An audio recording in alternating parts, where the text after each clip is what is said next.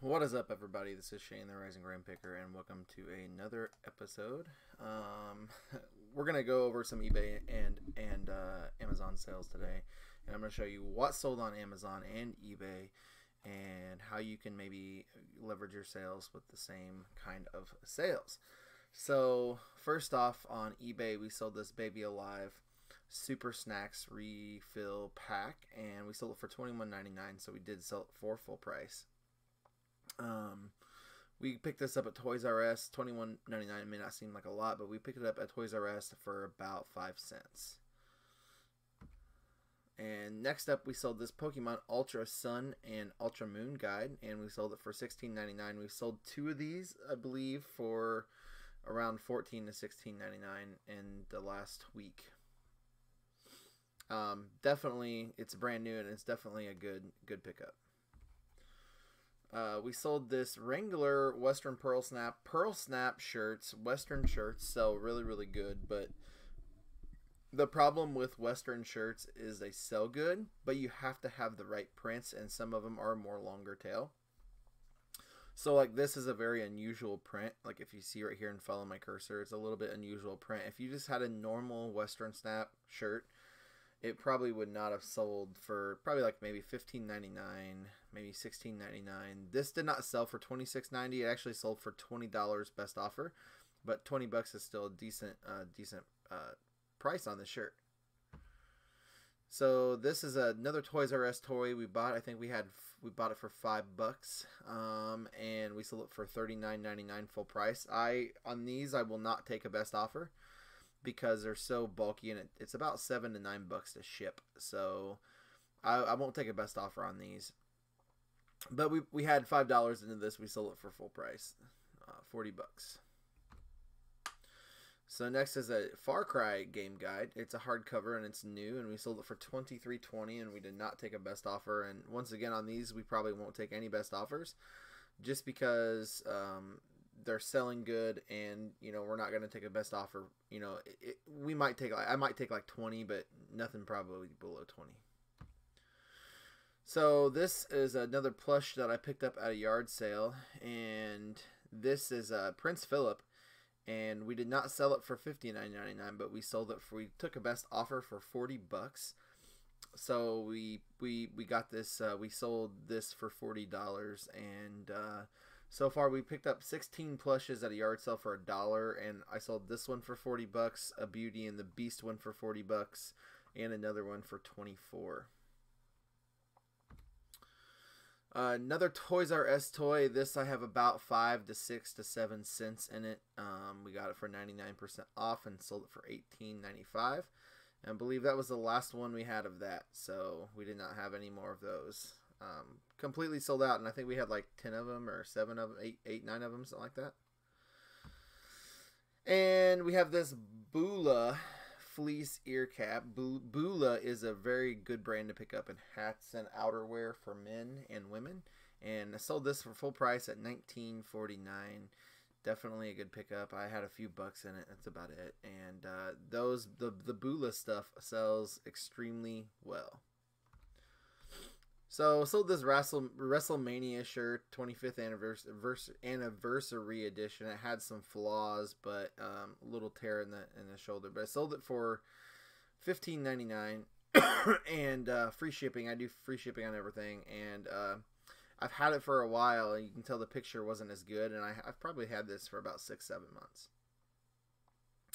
I actually had stopped picking up wrestling shirts unless they're vintage ones, because they just the sell-through rate on them is super slow, and it takes a long time to sell them. Now, if you have a vintage one, like I sold a vintage Hardy Boys one from like the late 90s, and I sold that for $50, and it was like in a week or less. So I mean, the vintage ones sell good. The normal ones, not so much. But I actually picked this up for 25 cents at a thrift store, so I really didn't have a ton in it. So now we have this Harley Davidson Puerto Rico. It was an adult small, and that's why it took so long to sell. The picture kind of sucked, and this was, I've had this for about 6-7 months too, and I sold it actually best offer for like $7 or $8, something like that, just to get rid of it. I still you know, made a few bucks on it, but that's about it. Was it really worth my time? Probably not, but I sold it and now it's gone. So, oh, and I will say the Looney Tunes stuff. So if you find the Looney Tunes Harley Davidson stuff, that sells pretty good. This one just was a bad size. It was a small, and that's what made it longer tail. So next we sold these Air Jordans. They're the high-low retro, and we sold them. We actually took a best offer for $70. So we sold these for $70, and it was about $10 to ship. So overall, it was a good pickup. I bought them at a yard sale for $10. So $20 in them, $70 with fees, probably $40-50 in profit. So probably about 40 in profit. So not too bad. So I sold this Fritos Banditos. It's a Devil's Disciples Motorcycle Club token. I have sold so far about actually 4 of these, and I have 14 still available. I bought a bunch of stuff off this guy, and he had all of those, and I picked them up basically for cents, you know, for a couple cents a piece. And I actually took a best offer on this one for $7.60, I think. So overall, $7.60. I actually have been selling them for about $9 to $9.98. So it was definitely a good pickup. I mean, I still have 14 left, and I'm going to make a couple $100 off of just these tokens. So next is an Amazon order. This is the Liliad, and it is a graphic novel. And I sold this for $40, and the price is going to be up here. It is a little smaller, so what I had to do is I had to copy and cut and paste this order because I can't put any customer information in this, so I had to cut the customer information out. And so the Liliad, I sold it for $40.57. It was overall a really good pickup. Amazon, I love selling books. That's all I got to say. Next we have this Micrame pattern book, and it's about knots, and it's a crafting book, and we sold it for $16.90 on Amazon. Definitely a little bit of profit in there. Definitely a lot of these crafting books, if we're selling on Amazon, they're good to pick up because people love crafting books. We sold this Complete Jewish Bible. It's a New International version and reference edition, and we sold it for $42.98. Keep in mind, in most of these books, I have about anywhere from 50 cents to $1. The highest I'm gonna ever buy a book for is about $2.58 because I do buy some from Goodwill, but most of these are anywhere from 50 cents to $1.50 ish. For $42.98 for this book, solid sale. Oops. So we sold this Dungeon World paperback book, and we sold it for $22.43, and it's just a kind of like a graphic novel kind of thing, you know what I mean? So it's pretty awesome, and it's like an RPG kind of thing, which is pretty freaking cool, right? So yeah, we sold it for $22.43. So next is this Emil. It's a German edition book, and it's like a kid's, kind of like a young adult kids book, and I sold it for $24.56. So here's the thing: is a lot of these will actually, this is actually considered a textbook. Like, it's not really a textbook, but the thing is college students will buy these for their German classes to learn like very, you know, very beginner German stuff. And so this book right here was actually trending at like $40-50 when I sent it in, and in a week the price dropped. So I sold it for $24.56. So I still think that's a solid sale. So next we had this 2-volume box set, and it was The Death of the Messiah, and we sold it for $29.98, and it was a box set with 2 books. You know, the thing is the price on this was, you know, $40-50, and brand new they're selling for like $200 to $190, and so $29.98 used. It's a pretty decent price, Not horrible. So this is 40 great stained glass projects, and I sold it for $17.98. And once again, this is a crafting book where these crafting books are just good. Like, people love crafting books, you know. So $17.98, and I think I had 50 cents in it. Killer sale. So this is a lower end sale, and a lot of books you're going to sell lower. So that's the thing, is you got to keep that in mind. They're not going to be crazy sales. And this is a Sid Field screenplay, The Foundations of Screenwriting. And I sold it for $9.98. So not a horrible sale. I mean, I'm going to profit a couple bucks, so it's fine. And that is all for that. So I'm going to pull this back up, and then I will talk for a little bit. So I think really what you got to look at is, here's the thing with books. You want to make sure that, you know, I use Scout IQ to scan books, but books are going to be like one of those things where you might buy a whole box of books, and like 4 of those books will already be dropped in price by the time you send them in. And so that's really what you got to look at. Don't be like super disgruntled or anything when something like that happens.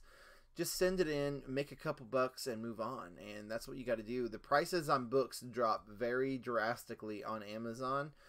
But one of the biggest things I've seen, and I'm going to be honest, it's stupid, is people will buy textbooks, and then when they don't sell, so I have a textbook currently on Amazon, and I was looking at I was going back through looking at the prices, and since it didn't sell, there was like 3 sellers that dropped it to $8. The buy box on it is like $110, and so here's the problem is you have these sellers that will drop the price on textbooks because they don't sell. But check it out, it's not textbook season. The one thing you got to think of is textbook season happens a couple times a year, and it's in between semesters. So the kids go back home after, right before Christmas, they go back home and they finish their classes. This week is actually their finals week. Last week was actually their finals week here. And then next week is going to be finals week for some other schools too. And then they go back home before Christmas. And then they come back to a new semester with new classes. So they're going to be ordering new books around, a little bit after Christmas time, around like the 1st of January. So you got to really think like why, and look at the price details. Like go on Keepa.com or Camel, and look at the pricing. And it'll show you when the pricing spikes and when it drops. So don't be one of those price droppers. I mean, I'll be honest, like, if I see people dropping prices to $8, I'll go buy them. And because this book I had listed for like $89. If they're going to drop the price to $8, I'll go buy them for $8 on Amazon from them. And then I'll just send them in on my under my book, and have 3 available. And so that's what you got to understand is don't just drop the price because it's not selling. Look at the whole picture. Like if it's not textbook season, then don't drop the price. To sell a book outside of textbook season is very, very rare. And you may sell one because people take also like classes that are 8 weeks. And so every 8 weeks, their classes drop. Not a lot of people do. A lot of students are on normal semesters. But that's what you got to think is don't drop the price and be dumb like that. Like you just got to hold the price and hold it and that's it. And, a lot of people get it twisted because they're dropping the price because they want the sale. But some textbooks is going to be a holding game. You're going to have to hold them. And then when textbook season hits, you're going to hopefully sell them. And if you don't, then you're going to hold them longer. You're going to hold them probably till next season. And you might get a crazy sale, like I said, from that one student that takes classes every 8 weeks. And that's what you got to look at. So, but overall, books on Amazon it's easy to sell them. It's just there's a lot of work involved and there's a lot of other stuff involved. Now, eBay is a little bit different because eBay, you take pictures, you have to list it, you have to store it, and all that stuff. And so you have a lot of time invested also. Like on Amazon, you don't have a lot of time invested. So if I send a book in and I can't sell it for profit, and the price just bottoms out and it sits in, Amazon forever, before I hit storage fees, I'll just have Amazon destroy it. I mean, that's, you know, I'll pay them 10 cents or whatever it is to destroy it and move on. And overall, that's what you got to look at. You got to look at long-term storage fees versus what you know, how you can move stuff quick. So, well, I hope you liked this sales update, and I appreciate everybody's time. Everybody is so awesome, and appreciate your time, and thanks for watching. And don't forget to like, share, and subscribe, and I will see you on the next episode. Peace out.